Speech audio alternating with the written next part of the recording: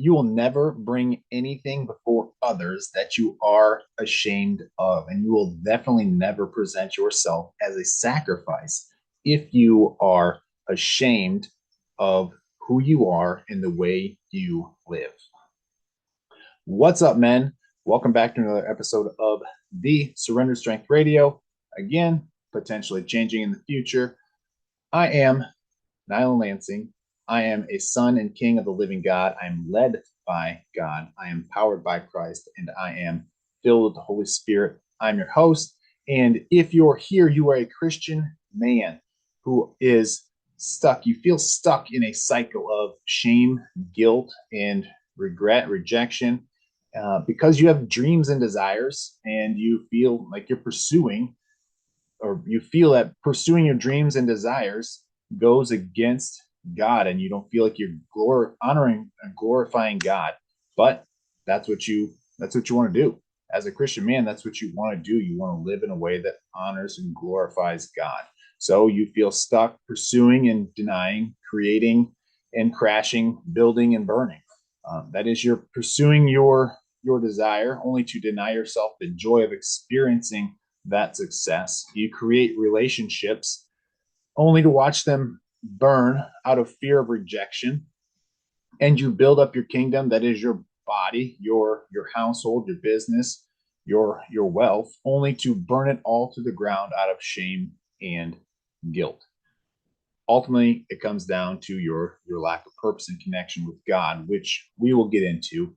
So whether you're newer as a Christian man and you are trying to figure out, as I was 10 years ago, trying to figure out what it means to surrender, to live in a way that honors and glorifies God, or you've been a Christian man for a while and having a relationship with God and living out your faith might be new to you, or maybe you just got distracted. Been there, done that. It's easy to get distracted, and you just lost sight of your faith. Not that you walked away, you just weren't walking in it. And again, been there.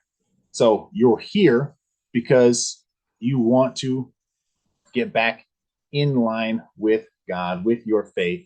And you also find that, maybe your church services and small groups just are flat and lack the deep connection. And so you're looking for a community of men who are trying to live in a way that honors and glorifies God. This is your podcast. And if on the off chance you are not a Christian man, but you're here anyway, feel free to stick around. There's definitely going to be some information that you can glean from and take from as we go through this episode and future episodes. So if you haven't already, make sure you subscribe, like, depending on where you're listening. You can listen on YouTube, uh, basically anywhere you can get podcasts. But make sure you subscribe so you get future episodes. Now, today we are talking about presenting ourselves as a living sacrifice. And this is just going to really go into or continue my journey. Last week, I talked about how surrendering really isn't even about faith. It has become about faith because Jesus showed us as the greatest example, which I'm going to talk about next week. Just his example of surrendering, going a little deeper into that next week. But with Jesus as the example that we've been given, we have a new way of thinking about surrender, and really, over the years, for whatever reason, we know why, because of Jesus. Faith and surrender have just really been tied together. But again, last week I talked about the fact that surrendering is simply letting go of what is to get what is to become. And as Christian men, we want to dive deep into that. We want to live out a life that we are letting go of what we have to experience what God has to offer us. And today I'm going to talk about Romans chapter 12, 1 and 2 as we get into this. And ultimately it talks about living as a or becoming a living sacrifice. But before that, I'm going to continue sharing my journey. And last week talking about surrendering wasn't even about faith for me. It was simply about becoming the best person, the best athlete specifically that I could be. And going through high school, just like every time we step into a weight room, every time we go work out, we are surrendering who we are in that moment, and we are working towards becoming the person that we want to be. And again, going into college, I lost that. I gave up that identity of surrendering and really took on the identity of a person that didn't care whether he got better or anything. I was strictly focused on being part of an in crowd, being liked, and that doesn't work in faith. Not that you won't be liked, but there's going to be people that are going to reject you, and that's okay. So, coming out of college, 23, 24 years of age, and I was lost. And it's kind of funny. I look back and I've kind of been in these phases, but at that time, I was truly talking the talk and not walking the walk in my Christian life and the way I lived. I grew up Catholic and thought that I knew what I needed to do to be a Christian and to really live. I mean, at that time, it wasn't even about surrendering. It was just trying to be a good person and, the good deeds, and I'll get to heaven and yay, let's do this. But again, I was walking the walk, especially when it came to relationships. And, I dated multiple people in college and after college. And again, talking the talk, but not walking the walk. I would, having sex out of marriage and just still partying. And, after college, I started realizing that partying wasn't helping me and started walking in a way that, I knew was going to get me closer to God, or I felt God calling me to walk. But there was still, I was still lost. Simply put, I was still lost, still doing the talk, but not doing the walk.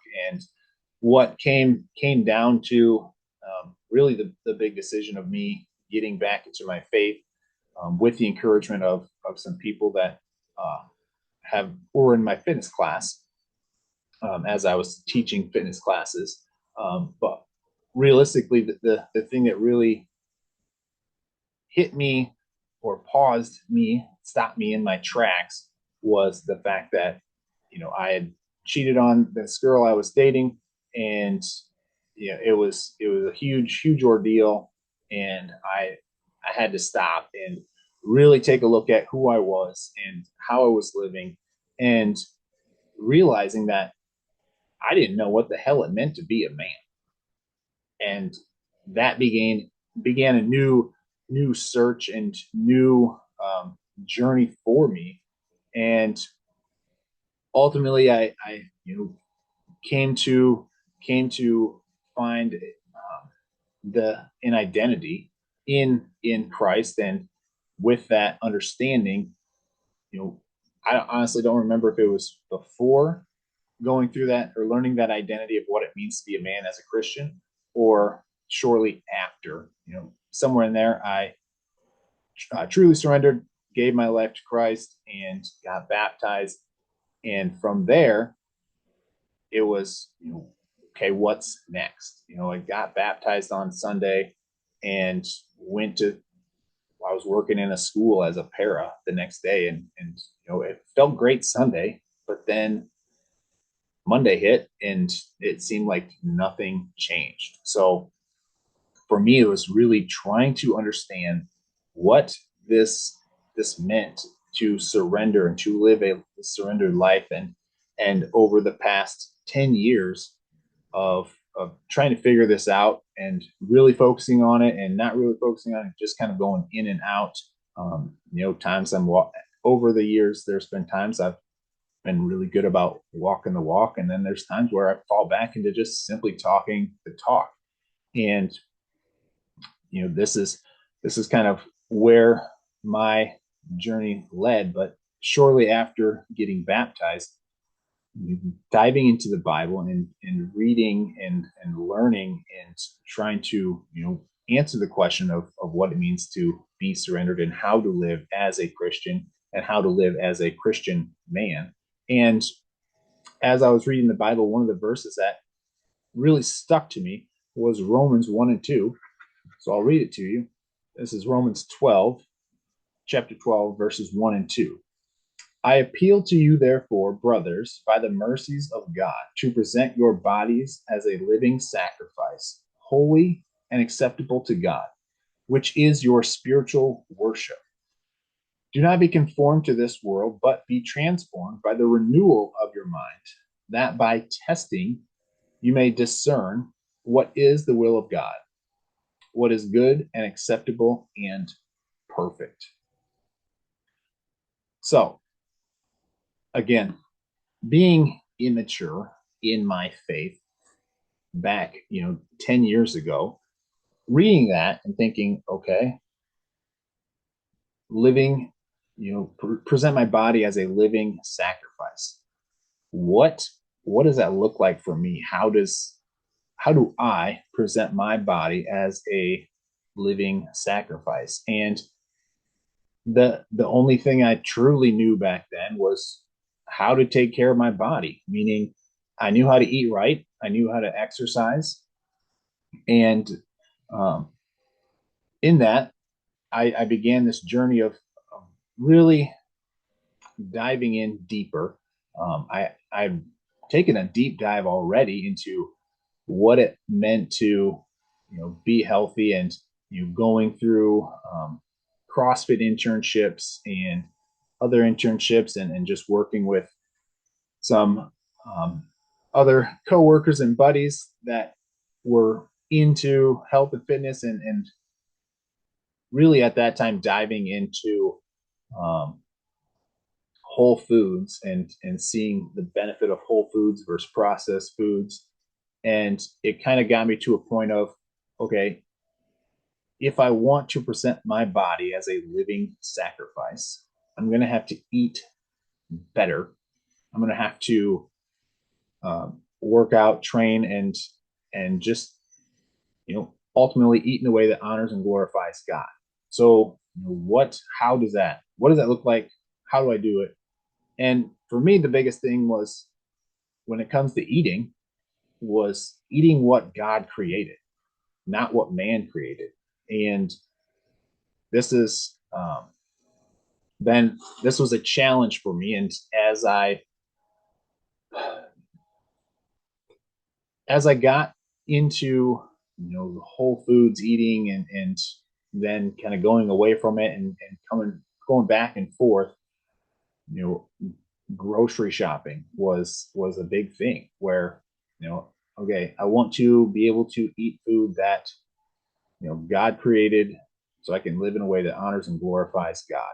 Again, this is the beginning of my faith, immature. um, at that point, I knew and believed that it wasn't a sin to eat processed food. It wasn't a sin to eat um, pork, or anything that God called unclean in the Old Testament. But I truly was like, okay, I'm gonna reject all that. I'm gonna really just push all that away. For years, I stopped eating pork. For the most part, I truly never stopped eating processed foods. There was always baked goods are something that is a weakness for me, especially if they're homemade. But I adopted the 80-20 rule as I began to try to live a life that was honoring and glorifying to God, and being able to present my body as a living sacrifice, as well as just simply sustaining that. And you can eat whole foods and stay away from processed foods for a long time, um, but depending on the culture that you're in and the people you are around, um, at some point it's just going to be challenging. So being able to have an 80-20 rule, or even a 90-10, if you can manage that, meaning 80%, 80 or 90% of the time you're eating the whole foods, the foods that God created. If you can see where it came from and what it looked like when it grew out of the ground, or when it was killed, then eat that. Um, and then 10 or 20% of the time you can eat whatever processed foods you want to have, a piece of cake, whatever. So there became a 80-20 rule as I went through this process. And again, health and fitness was where what I knew at that time. So this verse really wasn't that hard to get behind and be like, okay, I'm this is what I think living would look like in terms of being a living sacrifice and being able to present myself before God. And as I was doing some meditation for this podcast, and trying to just get a little more understanding of what this looks like, what I came to was, or I should say, what came to me was unashamed, being unashamed to live as a living sacrifice and to present yourself as a living sacrifice before God. We have to be unashamed. And even as we present ourselves before our fellow man, we don't want to present something that we are ashamed of. Yet we live each day, a lot of us live each day with doing things and taking care of our bodies in a way that is shameful. And if we truly stopped and looked at the way we're living, we would we would admit that. How many of you can take your shirt off in front of a mirror and say, I'm not ashamed of how I've taken care of my body. I'm not ashamed of what I'm doing in terms of my nutrition, in terms of my fitness, and ultimately, doing that in front of a mirror, but then doing that in front of your fellow man, but then doing that in front of God. Can you do that? Would you be able to do that and say, hey, here I am. I'm a living sacrifice for you, God. Could you be unashamed as you present your body to God as a living sacrifice? If the answer is no, then maybe it's time to start looking at what you need to do. And I can hear it now. The stories, the opposition, the the just the excuses. And I get it. I've been there. I've been 50 pounds overweight, and the excuse was, I was eating to be bigger for football. And then guess what? I wasn't playing football, and I had to change the story. And I could have said, "Oh, it doesn't matter," but I didn't. I said, "Okay, I'm no longer a football player. I need to eat in a way that you know helps me be the person that I need and want to be now. I'm no longer that person. I'm letting go of that life so I can live a new life and become the person that I need to be today." And this really gets us into the second verse where it talks about, do not be conformed to this world, but be transformed by the renewal of your mind, that by testing you may discern what is the will of God, what is good and acceptable and perfect. So The renewal of our mind is being able to understand what we're telling ourselves, is being able to understand the story that we're telling ourselves is either true or it's a lie. And truly, if we really take a moment, you're going to realize you're lying to yourself more than you're telling the truth. And like, I'm not coming at you with shame or guilt. I don't want you to feel that. I want you to understand that God has something better for you. I want you to understand that your sins have been forgiven, and who you are today is not who you have to be tomorrow. And you can present yourself as a living sacrifice.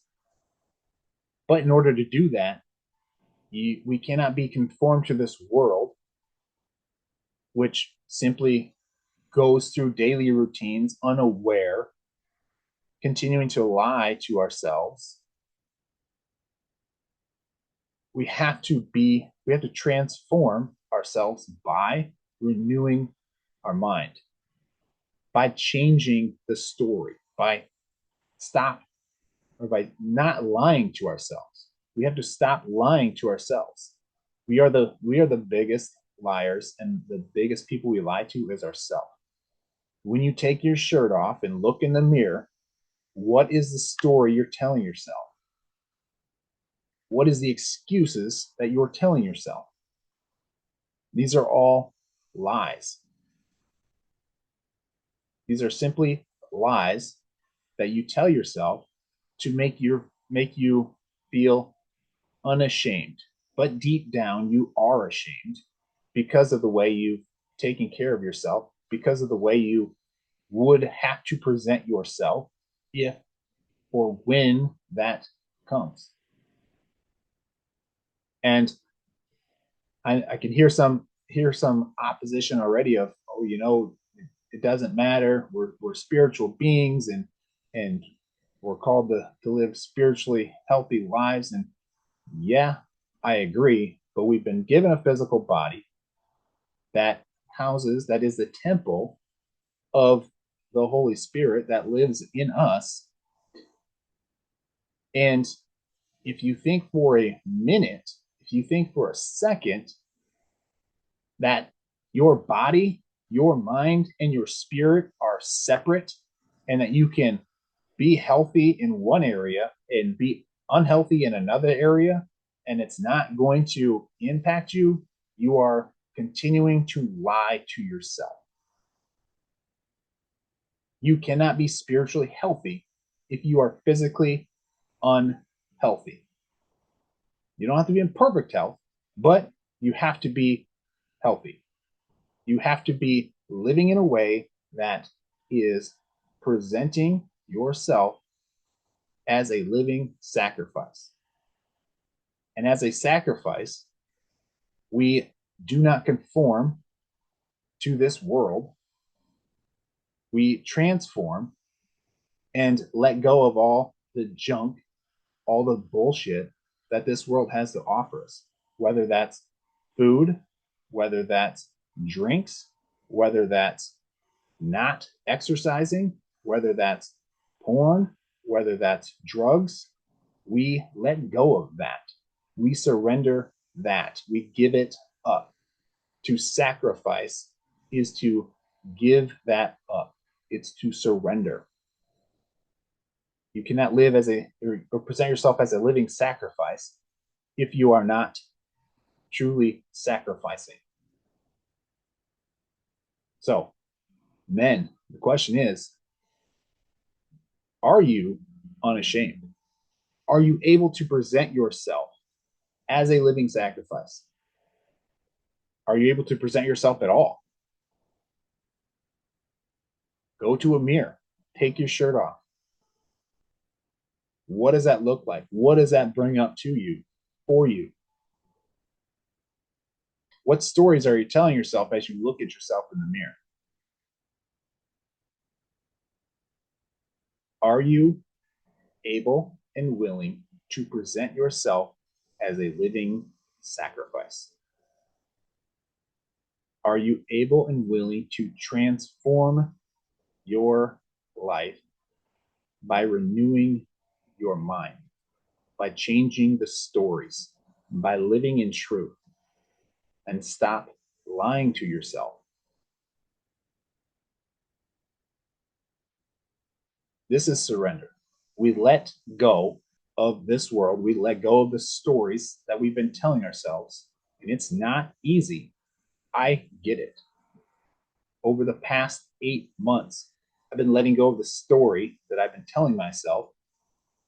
The story of my wife is crazy, my that I'm doing fine, I'm doing great, my health is good, my work is great, all lies.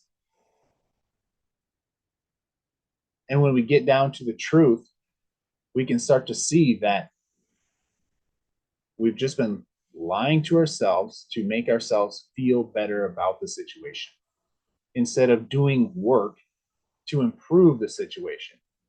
Instead of doing the work to be a better husband, I would make up the story about what is wrong with my wife instead of doing the work of taking care of my body and figuring out a schedule with my work and to be able to take care of my body because I work overnights, being able to sleep, being able to work out, being able to hang out with my kids and my wife instead of coming up with a plan and sacrificing what I need to sacrifice and begin to tell the truth about where I truly am.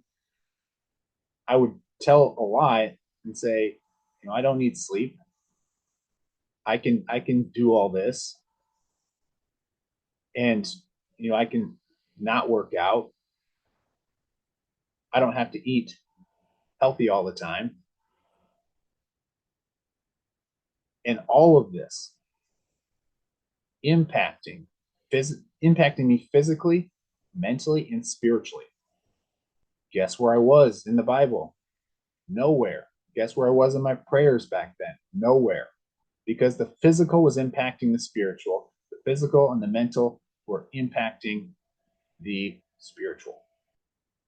And maybe we're at a point where your wife's on the verge of leaving because you've been lying to yourself for so long. You've been talking the talk, but not walking the walk.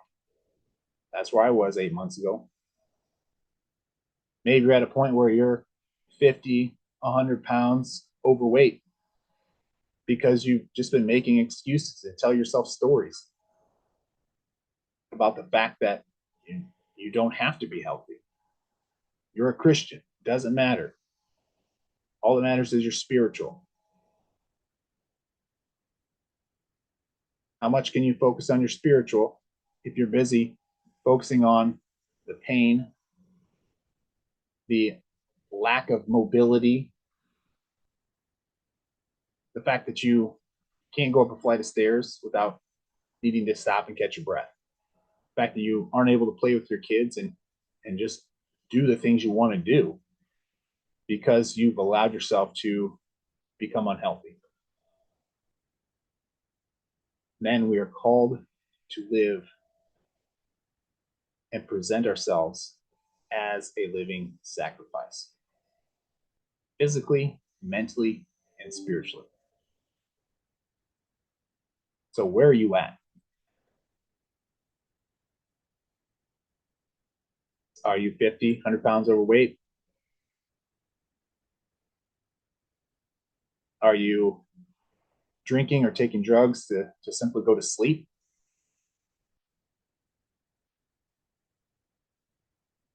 Are you taking drugs to stay awake? Are you able to present yourself as a living sacrifice without shame? Man, if this is you and you're struggling, it's time to change. We are in December of 2024. Is your 2025 going to be the same as your 2024, 2023, what are you going to do differently? Who are you going to reach out to get help? To change the stories, to change your physical, your mental, and your spiritual health.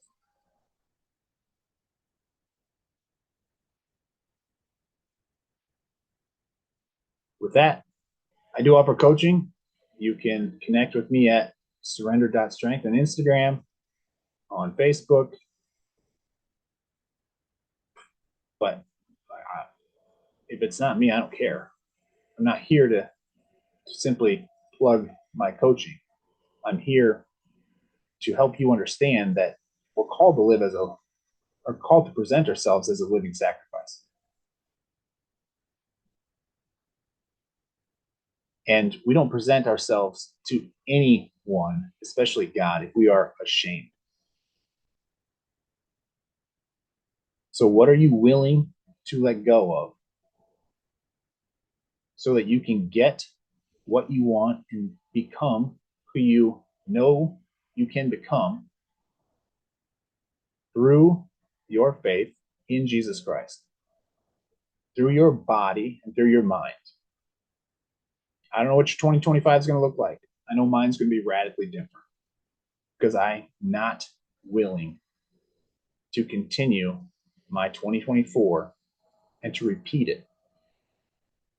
It's time to step up, man. I leave you with that. I can't make decisions for you. That's all on you. I only present the information. Again, if you're interested, you can connect with me at Surrendered Strength on Instagram, Nyla Lansing on Instagram, Facebook. Can't make the decisions for you. How are you going to present your life to God? Men, I love you. I care about you. Pray that God blesses you. I'll see you next week.